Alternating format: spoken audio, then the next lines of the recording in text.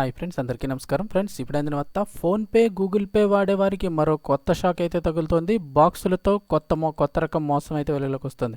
వివరాలు వీడియోలో తెలుసుకుందాం. ముఖ్యంగా వ్యాపారస్తులు అయితే కనుక మరింత అలర్ట్గా ఉండాలని చెప్తూ ఉన్నారు. సో వీడియో స్కిప్ చేయకుండా పూర్తిగా చూడండి, అప్పుడే కంప్లీట్ ఇన్ఫర్మేషన్ అయితే అర్థమవుతుంది.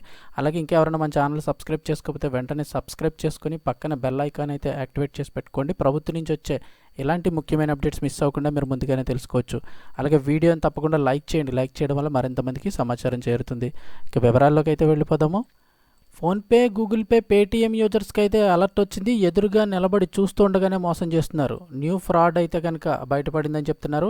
వివరాలు చూస్తే, దేశంలో ఆన్లైన్ పేమెంట్స్ ఓ రేంజ్లో సాగుతున్నాయి. మారిన పరిస్థితులకు అనుగుణంగా సైబర్ నేరగాళ్లు కూడా రోజుకో కొత్త పద్ధతిలో మోసాలకు తెరలేపుతున్నారు.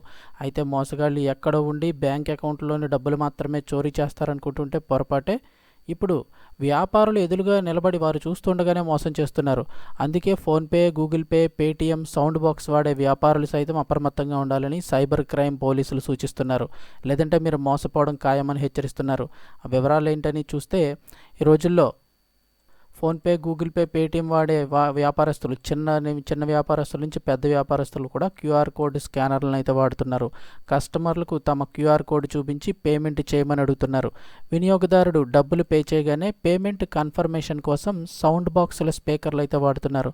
అయితే ఒక్కోసారి ఈ సౌండ్ బాక్స్ స్పందించకపోయినా కస్టమర్ తన ఫోన్లోని ట్రాన్సాక్షన్స్ చూపించడంతో డబ్బు వచ్చేస్తుందని నమ్మేస్తున్నారు. అయితే ఇదే అదనగా భావించిన సైబర్ మోసగాళ్ళు ఇప్పుడు కొత్త నకిలీ యాప్స్తో చేస్తున్నారు. మోసగాళ్లు తమ వద్ద ఉన్న నకిలీ యాప్లతో రద్దీగా ఉన్న దుకాణాల వద్దకు వచ్చి వ్యాపారులను మోసం చేస్తున్నారు. అది కూడా ఎలాగంటే, వ్యాపారుల వద్ద తమకు కావలసిన సరుకులు కొనుగోలు చేసి దుకాణదారుడు బిజీగా ఉన్న టైంలో స్కానర్ ద్వారా డబ్బు పంపామని చెబుతారు. అయితే వెంటనే తన ఫోన్లోని నకిలీ యాప్ నుంచి టిక్ మార్క్ చూపించి డబ్బులు సెండ్ చేస్తామని చెప్తున్నారు. అది నమ్మిన వ్యాపారులు సరే అనగానే అక్కడి నుంచి జారుకుంటున్నారు. ఒకవేళ ఎవరైనా దుకాణదారులు కన్ఫర్మేషన్ కోసం తమ ఫోన్ చెక్ చేసుకొని డబ్బు రాలేదని చెప్తే రాలేదా అంటూ అప్పుడు నగదు పంపిస్తున్నారు. అయితే చాలామంది దుకాణదారులు పేమెంట్ స్పీకర్లను కొన్నాళ్ల తర్వాత పక్కన పెట్టేస్తున్నారు. మరికొందరు అసలు ఈ బాక్సులు తీసుకోవట్లేదు. కస్టమర్లు పేమెంట్ అయిపోయిందంటూ తమ ఫోన్లోని ట్రాన్సాక్షన్స్ చూపించేయడంతో డబ్బు వచ్చేసిందని నమ్మేస్తున్నారు.